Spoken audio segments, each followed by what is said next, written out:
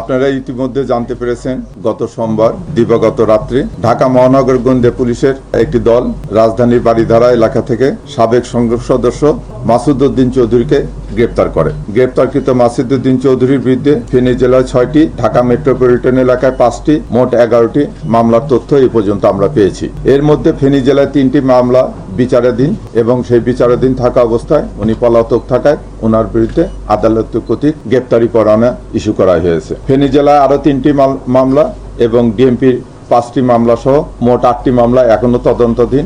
এছাড়াও ওনার বিরুদ্ধে দুর্নীতি দমন কমিশনে এবং সিআরডিতে একাধিক অভিযোগ বর্তমানে তদন্তাধীন রয়েছে। তার বিরুদ্ধে পল্টন, বনানী, কোতোয়ালি, মিরপুর ও হাতিরঝিল থানায় হত্যা চেষ্টা, মানব পাচার প্রতিরোধ আইন ও মানি লন্ডারিং সংক্রান্ত গুরুতর অপরাধের মামলা রয়েছে। প্রাথমিকভাবে তাকে ডিবির তদন্তাধীন পল্টন থানার একটি মামলায় গ্রেপ্তার দেখিয়ে বিজ্ঞ আদালতে প্রেরণ করে 5 দিনের রিমান্ড চাওয়া হচ্ছে।